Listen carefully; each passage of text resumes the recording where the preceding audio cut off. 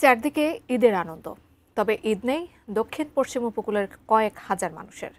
সাগর মোহনার নোনা জলে তাদের সেই আনন্দ উচ্ছ্বাস ভেসে গেছে। ভাঙনের শিকার গৃহহীন কর্মহীন সেসব মানুষের ঈদ কেবল সচ্ছলদের বাড়ি থেকে কুরবানির মাংস পাওয়া পর্যন্তই। খুলনা বিভাগীয় প্রতিনিধি মোহাম্মদ অসীমের পাঠানো তথ্য ছবিতে দরিদ্র উপকূলবাসীর ঈদ নিয়ে ডেস্ক রিপোর্ট। আমার ঈদের আনন্দ নাই। ঈদের আনন্দ আমাদের দোকানপাট যে এই 4 মাস আগে যে ভাঙি চুরি নিয়ে গেছে, আর ঈদের আনন্দ কি করবো, ব্যবসা বাণিজ্য তৈরি পারেছিল। দুঃখ করে এমনটাই বলছিলেন খুলনার দাকব উপজেলার বটবুনিয়া গ্রামের আলতাফ সর্দার। ভীষণ এসি নিয়ে এলো মানিব্যাগ গ্যারান্টি অফার।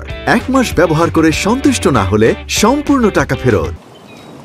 ভদ্রা নদীর ভাঙনে হারিয়েছেন জমি আর দোকান। কর্মহীন অনিশ্চিত জীবন এখন।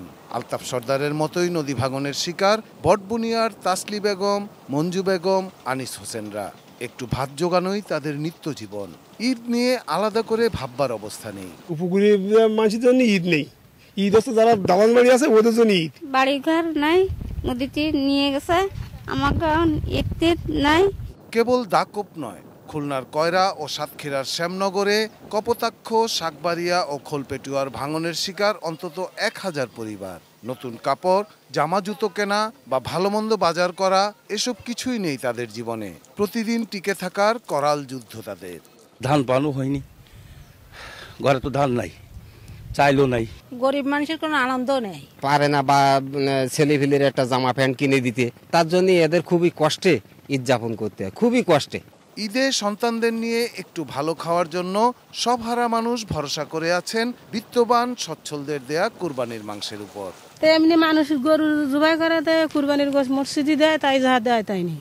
নদী ভাঙা মানুষের জন্য নানা পরিকল্পনা, কৌশল বা সহায়তার কথাই শোনা গেল জেলা প্রশাসকের মুখে।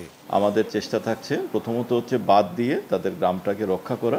তাদেরকে আমরা ঢেউটিন দিয়ে সহায়তা করছি। কিছু কিছু ক্ষেত্রে তাদেরকে স্থানীয় ইউনিয়ন পরিষদ থেকে আর্থিক সহায়তা প্রদান করা হচ্ছে। Shahidul Rana, desk report, ATN news.